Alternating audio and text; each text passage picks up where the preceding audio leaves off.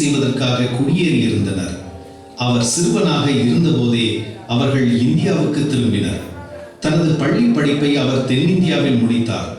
படிப்பை முடித்ததும் ஹில்டனும் அவரது 4 சகோதரர்களும் வேலை தேடினர். ஹில்டனுக்கு தமிழ்நாட்டில் உள்ள ஒரு சிமெண்ட் தொழிற்சாலையில் நல்ல வேலை கிடைத்தது. அவர் வளர்ந்து வந்தபோது அவருக்கு புகைப்பிடிக்கும் பழக்கம் உண்டானது.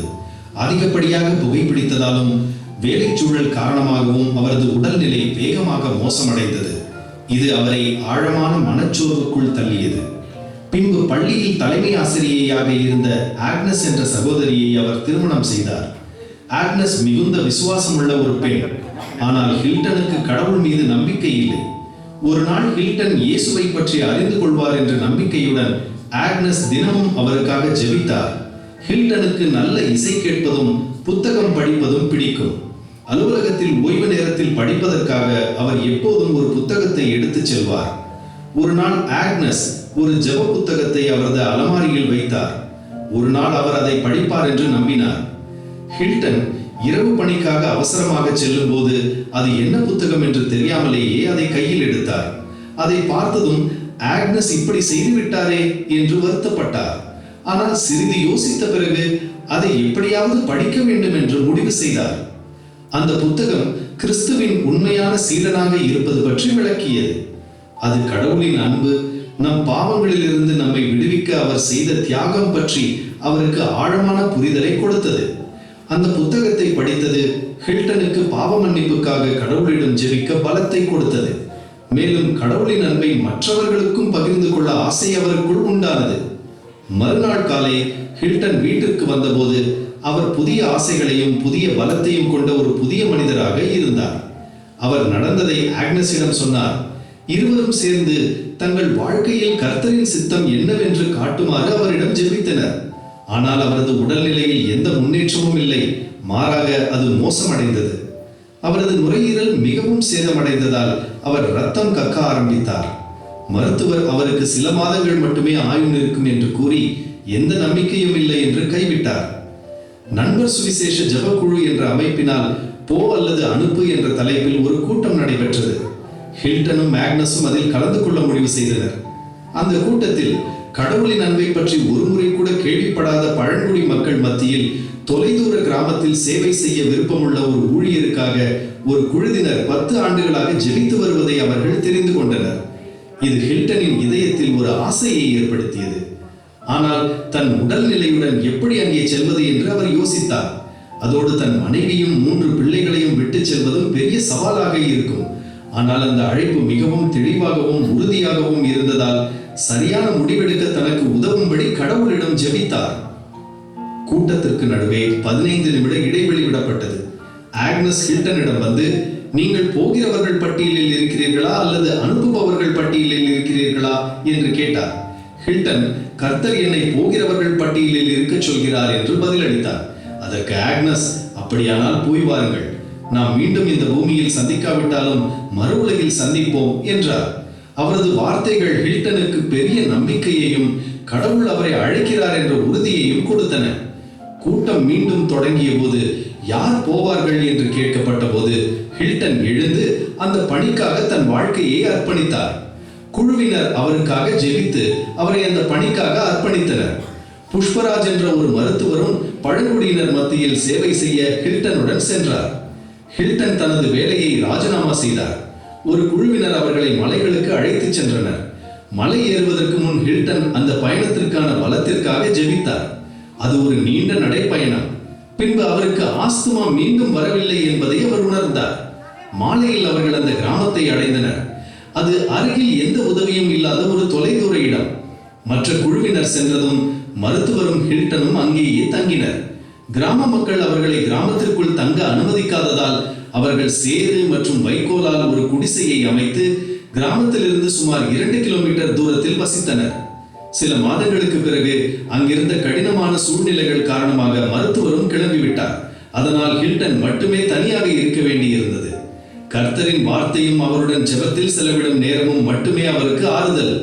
ஹில்டன் தனியாக இருக்கிறார் என்று ஆக்னஸ் அறிந்தபோது அவரும் அவருடன் சேர முடிவு செய்தார்.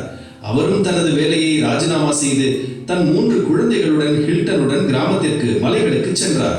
நாட்கள் கடந்தன. ஆனால் யாரும் அவர்களையோ அவர்களது செய்தியையோ ஏற்றுக்கொள்ளவில்லை. அவர்களுக்கு வேறு எந்த உதவியும் இல்லாத போதும் கடவுள் ஹில்டன் குடும்பத்தின் தேவைகளையும் உணவையும் அற்புதமாக வழங்கினார். கிராம மக்கள் வருத்தமடைந்தனர். சிலர் அந்த குடும்பம் அங்கு இருப்பதை எண்ணி கோபமடைந்தனர்.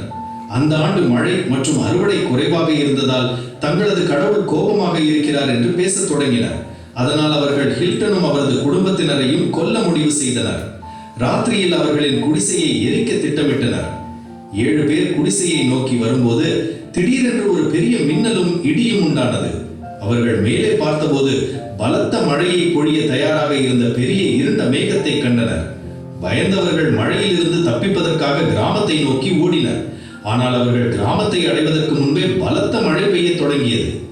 உள்ளே இருந்த ஹில்டன் குடும்பம் என்ன நடக்கிறது என்று ஆச்சரியப்பட்டது. தூரத்தில் மழைக்கான அறிகுறி எதுவும் இல்லாத போது அவர்களின் குடிசையில் மட்டும் பலத்த மழை கொட்டியது. குடிசைக்குள் எல்லா இடங்களிலும் தண்ணீர் நிறைந்திருந்தது. குழந்தைகளையாவது பாதுகாக்க அவர்கள் தண்ணீரை வெளியேற்றுவதற்கு மிகவும் பாடுபட்டனர். மறுநாள் காலை மிகவும் சோர்ந்த அந்த குடும்பம் உள்ளே படுத்துக் கொண்டிருந்தது. அப்போது மக்கள் தங்கள் குடிசையை நோக்கி ஓடி வரும் சத்தம் அவர்களுக்கு கேட்டது. அவர்கள் பார்த்தபோது அதில் அவர்களை எரிக்க வந்த 7 பேர் உட்பட ஒரு பெரிய கூட்டம் இருந்தது. அவர்கள் ஓடி வந்து அந்த குடும்பத்தினரின் காலடியில் விழுந்தனர். இரக்கத்திற்காகவும் மன்னிப்பிற்காகவும் அழுது தங்களை காப்பாற்றிய கடவுளை பற்றி தெரிந்து கொள்ள விரும்பினர். ஹில்டன் என்ன நடந்தது என்று கேட்டபோது அவர்களில் ஒருவன் நடந்த முழு சம்பவத்தையும் கூறினான். அப்போதுதான் கடவுள் தங்களை பாதுகாத்தது மட்டுமல்ல, தம் அன்பை மற்றவர்களுக்கும் பகிர்ந்து கொள்ள ஒரு வழியையும் உருவாக்கி உள்ளார் என்பதை ஹில்டனும் அவரது குடும்பத்தினரும் புரிந்து கொண்டனர். குடிசையை எரிக்க மக்களை தூண்டியவன் இயேசுவின் முதல் சீடனாக மாறினான். அவனது வாழ்க்கை முழுவதுமாக மாறியது. இந்த செய்தி அருகில் உள்ள எல்லா கிராமங்களுக்கும் மலைகளுக்கும் வேகமாக பரவியது. ஆண்கள் கடவுளின் வார்த்தையை கேட்க வந்தாலும் பெண்கள் பொதுவாக விலகியே இருந்தனர். அதனால் ஹில்டனும் ஆக்னஸும் இந்த கிராமங்களில் உள்ள பெண்களையும் குழந்தைகளையும் சென்றடைய வேண்டும் என்று ஜெபிக்க ஆரம்பித்தனர். சில மாதங்களுக்கு பிறகு ஹில்டனும் ஆக்னஸும் மற்றொரு குழந்தையை எதிர்பார்த்து கொண்டிருந்தனர். அவர்கள் சுமார் 30 மைல்கள் தூரத்தில் உள்ள அருகில் உள்ள மருத்துவமனைக்கு செல்ல வேண்டியிருந்தது. அவர்கள் பயணத்திற்கு தயாராகும் போது யானைகள் பாதையை அடைத்து விட்டதாகவும் மறுபக்கத்தில் ஆற்றில் வெள்ளம் பெருக்கெடுத்து ஓடுவதாலும் பயணிக்க முடியாத நிலை இருப்பதாகவும் கிராம மக்கள் அவர்களிடம் தெரிவித்தனர். அந்த குடும்பத்தினர் என்ன செய்வது என்று குழம்பிய போது அந்த செய்தி கிராமம் முழுவதும் பரவியது. மக்கள் வெளியாட்களுக்கு உதவ பயந்தாலும் ஒரு தைரியமான பெண் தன் உயிரை பணயம் வைத்து குழந்தை பிறக்கும் நேரத்தில் அந்த குடும்பத்திற்கு உதவினாள். ஏன் தாங்கள் இவ்வளவு கஷ்டங்களை அனுபவிக்க வேண்டும் என்று ஹில்டன் குடும்பத்தினர் கடவுளிடம் கேட்டனர். சில வாரங்களுக்கு பிறகு சில பெண்கள் அவர்களை சந்திக்க வந்தனர். அவர்கள் குழந்தையை பார்க்க விரும்பினர். குழந்தையை பார்த்தவர்கள் கிராமத்தில் ஒரு குழந்தை பிறந்தால் செய்யப்படும் சடங்குகள் இல்லாமல் இந்த குழந்தை எப்படி உயிரோடு இருக்கிறது என்று ஆச்சரியப்பட்டனர். அப்போதுதான் தங்கள் குழந்தை மலைகளில் பிறக்க கடவுள் ஏன் அனுமதித்தார் என்று ஆக்னஸும் ஹில்டனும் புரிந்து கொண்டனர். பல ஆண்டுகளுக்கு முன் இயேசு கிறிஸ்து வாழ்வதற்கு தேவையான எல்லாவற்றையும் நமக்கு செய்து முடித்தார் என்பதால் நம் குழந்தைகளை சடங்குகளால் துன்புறுத்த வேண்டிய அவசியம் இல்லை என்று அவர்கள் அந்த பெண்களிடம் விளக்கினர். இதை கேட்ட பிறகு மேலும் பல பெண்கள் இந்த அன்பும் அக்கறையும் உள்ள கடவுளை பற்றி தெரிந்து கொள்ள அவர்களை சந்திக்க வந்தனர். இந்த எளிய தொடக்கத்தின் மூலம் பல வாழ்க்கைகள் மாற்றமடைந்தன. கர்த்தரின் ஊழியர்களாக ஹில்டனும் ஆக்னஸும் இந்தியாவின் பல பகுதிகளில் 50 ஆண்டுகளுக்கு மேலாக சேவை செய்தனர். கர்த்தர் அவர்களை எங்கு செல்ல சொன்னாலும் தேவைப்படும் புதிய மொழிகளை கற்றுக்கொண்டு அவர்கள் மகிழ்ச்சியுடன் சென்று ஊழியம் செய்தனர். இயேசுவின் அன்பை பகிர்ந்து கொள்வதில் அவர்கள் உறுதியாக இருந்தனர். இன்று இந்த நாட்டின் பல்வேறு பகுதிகளில் நண்பர் சுவிசேஷ ஜெபக்குழு மூலம் ஆயிரக்கணக்கான கர்த்தரின் ஊழியர்கள் தங்கள் வாழ்க்கையில் கர்த்தரின் அழைப்புக்கு முழு அர்ப்பணிப்புடன் சேவை செய்து வருகிறார்கள். ஒரு மனிதனும் அவனது மனைவியும் தங்கள் வாழ்க்கையை கர்த்தரின் பணிக்காக அர்ப்பணித்த இந்த எளிய தொடக்கத்தில் தான் இந்த அற்புதமான இயக்கம் ஆரம்பமானது. அவர்கள் உலகெங்கும் உள்ள எண்ணற்ற மக்களுக்கு ஒரு உந்து சக்தியாக இருந்திருக்கிறார்கள். ஹில்டனும் ஆக்னஸும் இந்த உலகத்தை விட்டு பிரிந்து நித்திய வீட்டிற்கு சென்று விட்டனர். ஆனால் அவர்களின் ஊழிய பணி நிலைத்து நிற்கிறது. கர்த்தர் நம் ஆரோக்கியத்தையோ செல்வத்தையோ திறமையையோ அறிவையோ கேட்பதில்லை. முழுமையாக நம்மை அர்ப்பணித்து அவரது சித்தத்தை தேடும்படி நம்மை அழைக்கிறார். அவருக்காக வாழ விருப்பமுள்ள எவர் மூலமாகவும் அவர் செயல்பட முடியும். இந்த கதையின் ஒரு பகுதியாக இருப்பதற்கும் கர்த்தர் உங்களை வைத்த இடத்தில் மாற்றத்தை கொண்டு வருவதற்கான வாய்ப்பும் உங்களுக்கும் உள்ளது. ஹில்டன் அடிக்கடி சொல்வது, கர்த்தர் நமக்கு தந்த வாழ்க்கையையும் பலத்தையும் நாம் முழுமையாக பயன்படுத்துவோம். இந்த உண்மை கதைகளை மேலும் பலருக்கு பகிர்ந்து கொள்ள ஜென்டில் நரேட்டர் Hallelujah.